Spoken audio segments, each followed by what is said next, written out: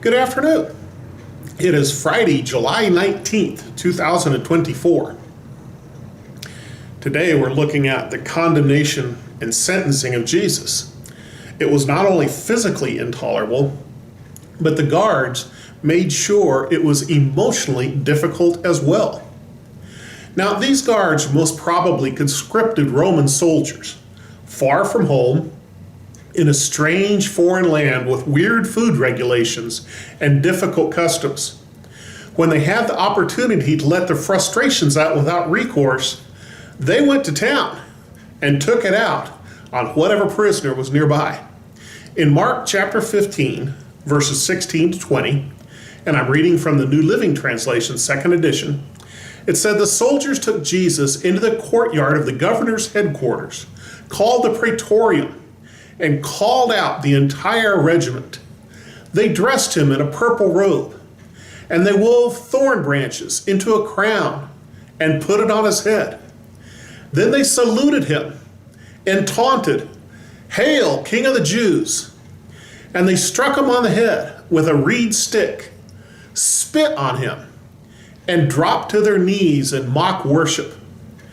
When they were finally tired of mocking him, they took off the purple robe and put his own clothes on him again. Then they led him out to be crucified." They called out the whole regiment. They made sure there was an audience. They're going to be performing their mocking in front of a crowd, and they wanted the feedback and huzzahs from the crowd. They made sure everybody saw it. They took a purple robe, probably some cast-off old rag, but it looked like royalty. May have even been velour once. And they wove a crown of thorns. It's like the local mesquite. And those thorns hurt and bleed like crazy when you get stuck with them. They hit him in the head with a stick. They spit on him.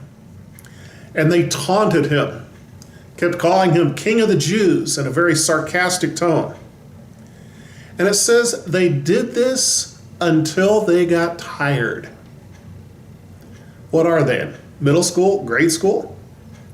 Taunting until they get tired? Mocking until they get tired? Until their air runs out, their wind runs out, and it's just not fun anymore? And then they put his own robe back on him and led him away. They didn't even give him the dignity of dressing himself. They forced him into it, jerking and pulling. Now, these were not the cream of the crop officers. These were the bottom of the barrel prisoner transport. These are the ones that are there by force, far away from home, and far away from the rules they'd grown up with, doing whatever they could get away with absolutely no respect and no dignity. I want you to think about that for a minute.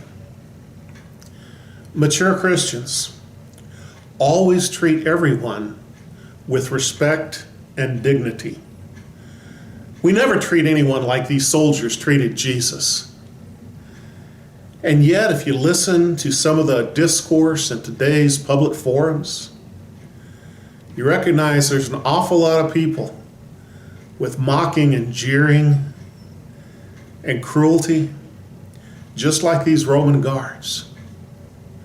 And oh, those folks would be so upset if you told them they reminded you of the Roman guards that mocked Jesus. But that's what they sound like. We need to always treat others with dignity and respect, even if we disagree with them. In fact, a sign of maturity is the ability to disagree and still treat someone else with the dignity and respect they deserve, just by being human, just by being made in the image of God. These Roman soldiers forgot that. We'd best not forget that.